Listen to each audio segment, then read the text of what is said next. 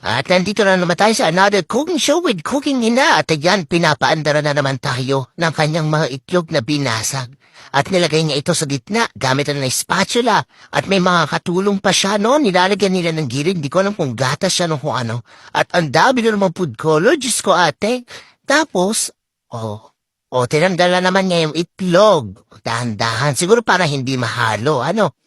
Tapos, ang dami seasoning. Diyos ko. Ayan na naman siya, hinalo na naman. Bakit po pa binasag ng ganon? Ba't po pa nilagay sa gitna? Ay, naku, hindi ko na rin maintindihan. At yan nilagyan niya ng tubig, tapos nilagay siya ng Diyos ko, cooking ina na naman yan. Lalagyan mo rin pala naman lahat. Bakit nilagyan mo pa doon sa strainer? At yan, Diyos ko, namumuo na yung bigas. The color green, Diyos ko, grabe ang food color, te. Magkakasakit ka sa bato niya. Dami na naman. Okay, pabigyan na natin, tapos nilagyan na naman yan sa molder. Ayan. Tapos food color na naman. Diyos ko, te. Parang utasin mo ang sarili mo sa food color. Ang daming food color na ginamit. Okay. Huwag po masyadong maraming food color sa pagkain, ha? Diyos ko, Lord. At yan. Okay. Nandiyan. Sino naman yung kutsarang butas?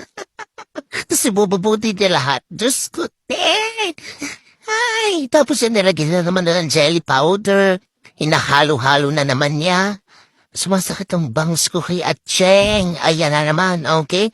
Lalagyan niya na ng tubig. Buti hindi ka na naman gumamit ng yelo. Nadali na siya ng tubig. Natuto na siya. Okay, tapos hinalo-halo ang jelly. Sige, ilaban natin yan. At nilagyan niya ng margarine. Sige, tik-tik pa. Sobrang tik-tik. Nalaglag pa. Aray ko, nalaglag. Grabe yung blue face. Okay, tapos, ayan, kinover na naman niya. Tapos kumuha ng pandan leaves. Okay, talagang tinagat. Grabe, sirang-sira na yung pandan niya. Ano kakukuha niya ng dahon? Diyos ko, ayan. Tapos, ayan, ibinilot niya. Ayan, ano naman kayo lulutoy ni Cooking Ina? Ayan, nilagay na sa kawali. Tapos, ay, grabe. Matiklay.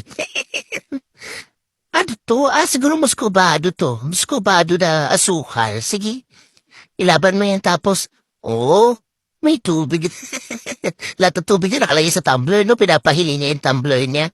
Sige, haluin mabuti. Ang dami asukal, te. Okay, ay nibal ba yan? Okay, sige, nilagyan niya ng pandan, tapos ayan, sige, sukat. Sukat natin, yan, para naman madurog. Salain. Ano ba yun? Maintindihan mo yung cornstarch, siguro cornstarch. Ayan, tapos yan na yung tumigas niyang gelatin na may, ano yan, na may malagkit. Diyos ko, ano yan? Parang hindi ko rin maintindihan kung paano yung kakainin. Sarap ba yan? Na yung food color, grabe. Super green. Wala man artificial colors. Okay, sige, arnibal. Okay. Para tumamis. Grabe, nakakaloka.